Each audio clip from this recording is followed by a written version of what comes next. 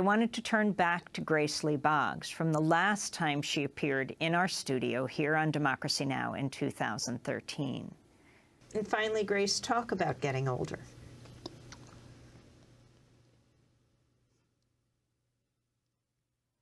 You know, Bette Davis was supposed to say, aging ain't for sissies.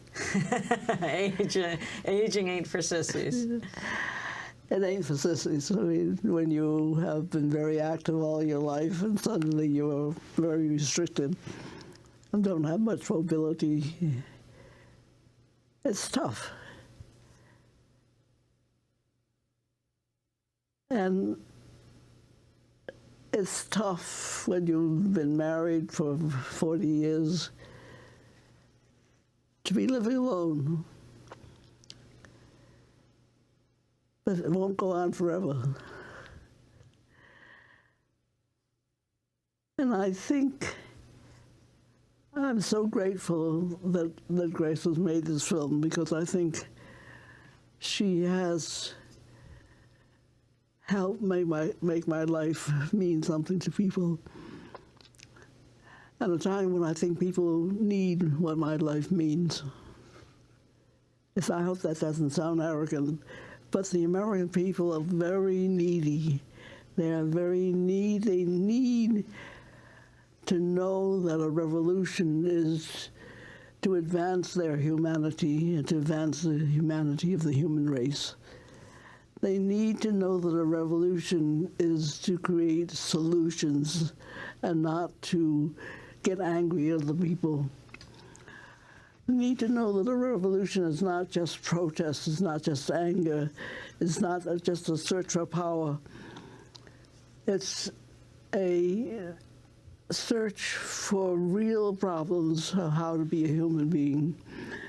And I think that's what's unique about the American Revolution, and that's what's unique about this country. Because even though there is a lot of poverty, there's a lot of inequality, there are a lot of physical hardships, I think the most profound hardship of the American people is that they want to change. They want to change themselves, they want to change this world, and they don't know how to do it. And revolution is the way to do it, but not the old kind of revolution. So I think in that sense, the reason that people are responding so positively is that the film does meet a need, a very profound need. I mean, this country is in such deep trouble spiritually, in every human sense. It's not just the finances, it's not just the joblessness. It's, I believe in a kind of American exceptionalism, that whereas in other countries you face the material hardships first, and they become central. In the United States, it's something that's a hunger that's much deeper, that we have to find our souls. That's Grace Lee Boggs. The last time she appeared on Democracy Now! Here in a wheelchair, we moved the table in 2013. Her caretakers, her friends around her. That was 2 years ago. She was about, 98 at that point.